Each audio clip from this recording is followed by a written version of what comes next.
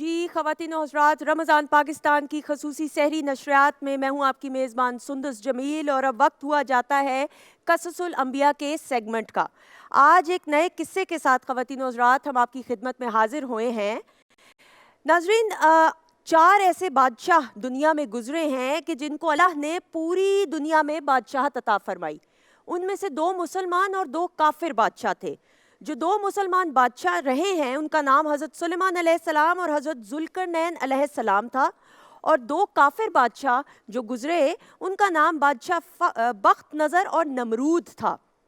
आज हम हज़रत ज़ुल्करनैन अलैहिस्सलाम और याजूज माजूज का तज़किरा करेंगे, जो आपने पहले भी सुना ज़रूर होगा। ज़ुल्करनैन का मतलब दो सींगों वाला या दो किनारों वाला भी है। हजूर पाक सल्लल्लाहु अलैहि वसल्लम ने इरशाद फरमाया कि ये ज़ुल्करनैन दो सींगों वाले लक़ब से इसलिए मशहूर हुए कि इन्होंने दुनिया के दोनों किनारों के चक्कर लगाए, जिसका जिक्र कुरान मजीद की सूरह कहफ में भी बयान किया जाता है। हज़रत ज़ुल्करनैन ने ख़वातीनो-ज़ात जो पहला सफ़र किया वो मगरिब की जानिब था। जहाँ तक आबादी का नाम था वो वहाँ पर सफ़र करते रहे। वो मंजिलें तय करते करते हुए ऐसे मकाम पर पहुँचे कि उन्हें सूरज गरूब होते हुए नजर आए, जैसे वो एक स्याह चश्मे में डूब रहा हो। वहाँ आपको एक ऐसी कौम मिली जो जानवरों की खाल पहने हुई थी, और दरियाई और मुर्दा जानवरों के सिवा इनके पास कोई खुराक का इंतज़ाम नहीं था। फिर आपने जब ख़वातीनो-ज़ात मशरिक़ की तरफ सफ़र शुरू किया तो मशरिक़ की इंतहा पर पहुँच गए।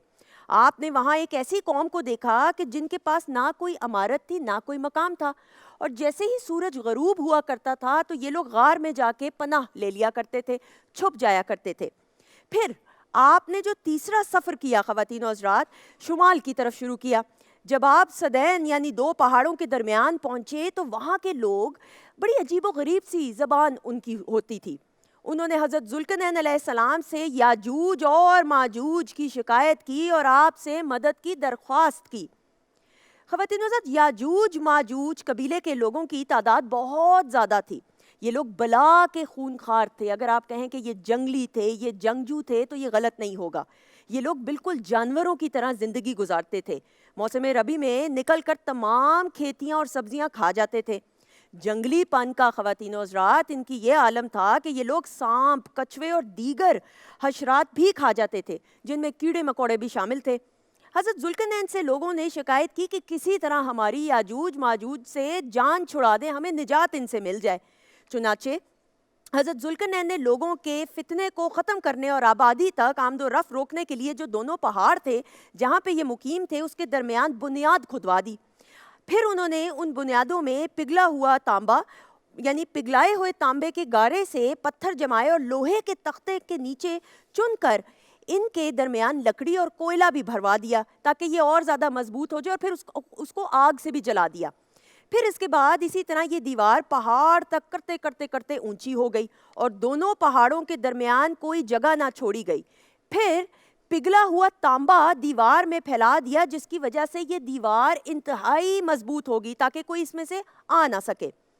हज़रत मोहम्मद सल्लल्लाहु अलैहि वसल्लम ने इरशाद फरमाया कि याजूज माजूज हर रोज़, ख़वातीनो-ज़ात, हर रोज़ अपनी दीवार तोड़ते हैं। यहाँ तक कि जब करीब पहुँचते हैं तो सूरज की रोशनी उन्हें दिखाई देती है तो उनका सरदार कहता है कि अभी हम लौट चलते हैं, हम फिर कल आएंगे।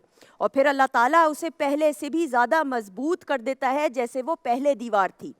यहाँ तक कि इनकी मुद्दत पूरी हो जाएगी और अल्लाह को इनका खरूज मंजूर होगा तो वो आदत के मुताबिक दीवार फिर तोड़ेंगे, और जब करीब पहुंचेंगे और रोशनी नजर आने लगेगी तो उस वक्त उनका सरदार कहेगा अब लौट चलो, इंशाअल्लाह कल तोड़ेंगे। ख़वातीनो-ज़ात, ये इंशाअल्लाह का जो लफ्ज़ है, चुनाचे उस दिन तो वो लौट जाएंगे लेकिन दीवार उसी हाल में रहेगी जैसे वो छोड़ कर गए थे।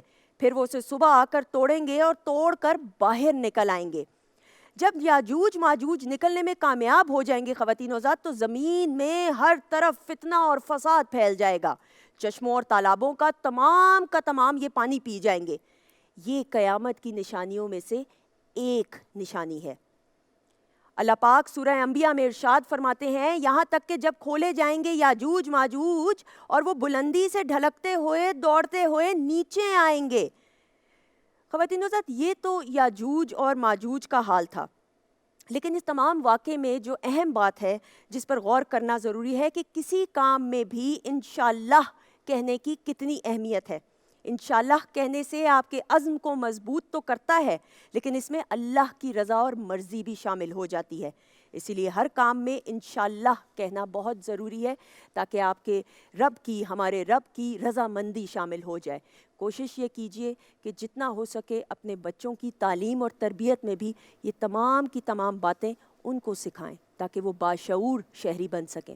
اللہ تعالیٰ ہمیں توفیق عطا فرمائے کہ ہم نیکی کا، ہدایت کا راستہ اپنائیں تاکہ ہمیں اپنے رب کی رضا اور خوشنودی حاصل ہو جائے۔ آمین ثم آمین۔ انشاءاللہ زندگی رہی تو کل قصص الانبیاء میں آپ کے ایک اور واقعے کے ساتھ ملاقات ہوگی، لیکن اس وقت ہمارے معزز مہمان اور یاسر قریشی سے گفتگو بڑھائیں گے۔ جی